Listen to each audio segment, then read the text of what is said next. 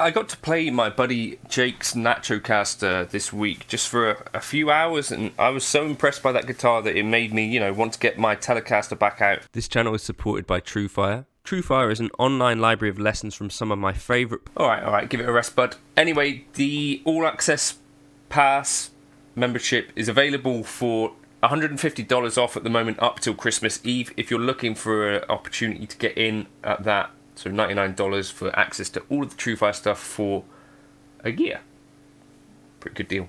I've been thinking, for me, I kind of like to think about these things in terms, kind of like fivewattworld, in terms of, is there a way to have kind of less gear and, focus less on having loads of guitars, but, pare things back. And I think, like, the Telecaster, to me, seems like a good candidate for being maybe the only guitar that someone might need. So if you could get by with having just one guitar, Telecaster might not be a bad shout. Let me know your favourite kind of one guitar thing, if you could only select one guitar in the comments.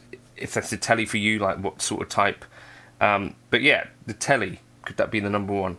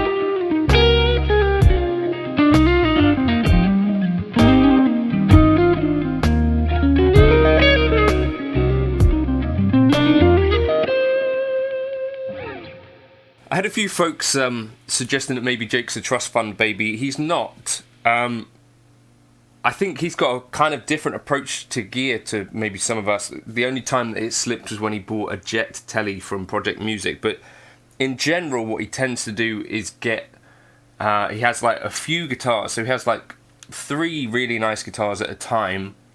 And he tends to sort of trade up and stuff. And he's quite good at trading and stuff like that. And seeing a deal and seeing when he can like make a bit of money on something. And so it tends to be the case that, yeah, he ends up with some really nice guitars and then hangs on to them for a long time. I'll do a video on that some other time. Anyway, but that he's not a trust fund baby. Spends a lot of his money on nice gear instead of like average gear, which I think is okay, probably. Anyway, so the Tele.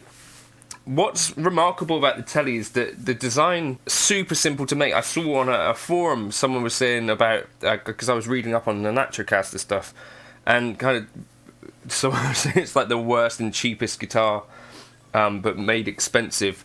And I don't think worst is right. I think there's an elegant simplicity to the Telecaster, and I think that for me is why it's probably endured, it's because, yes, they're not the most complicated things to build in the world. I've built one from parts, but I think that's part of why it works.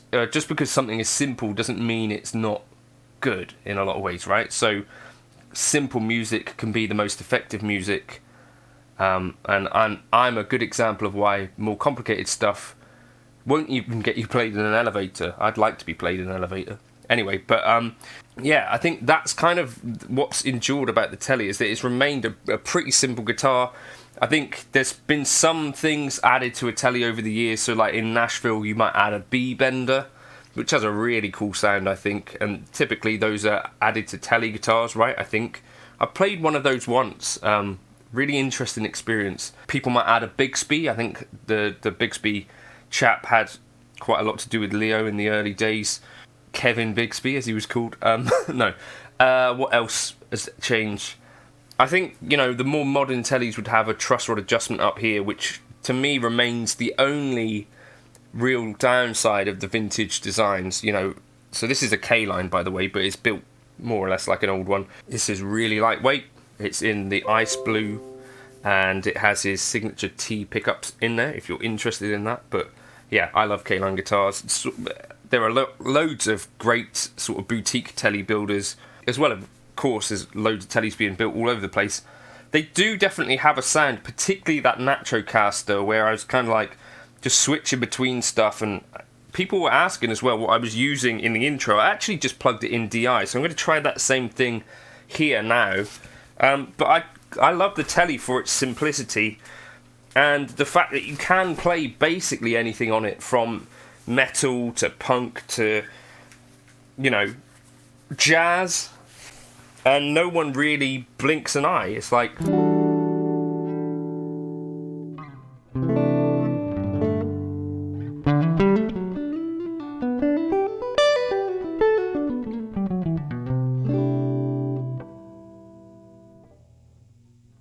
you could do whatever on it. This is a Dario Pro Plus, Apo Plus.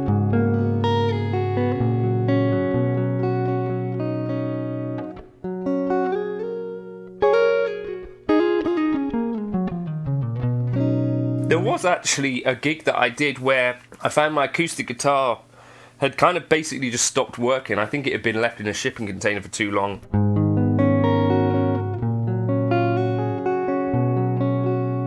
So I just played a Tele for it. It was like a duo gig.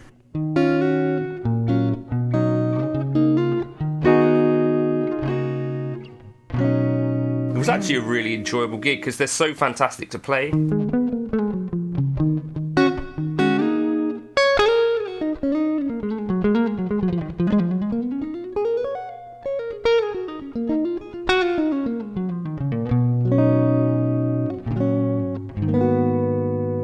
And if there's one guitar that I've gigged more than any, I think it's the Tele. Certainly recently, I've just taken two guitars in a case. And it is that simplicity that keeps the Tele working.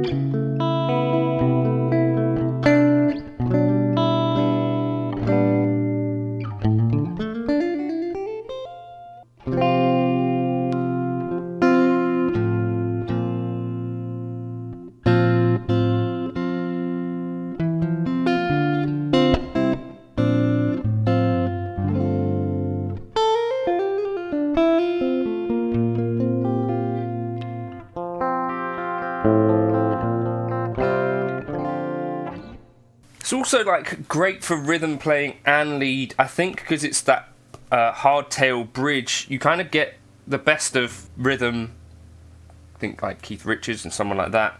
But also lead stuff. A lot of my favourite players are Tele players when I think about it. Like Robin Ford, I often think of as playing his white Tele.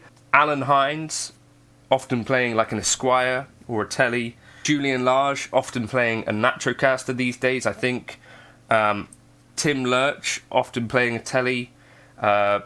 Ted Green, often playing a Tele. Ed Bicker, often playing, well, always playing a Tele. Like, there's such a rich, like, pool of players playing Teles, like, in a way, across genres, that things like the Strat, not so much, but something like an ES335 for sure as well. I think the Tele could be the only guitar that I had, and I'd probably be fine for it. You know, in some ways I kind of miss a trem, but also kind of the bending stuff.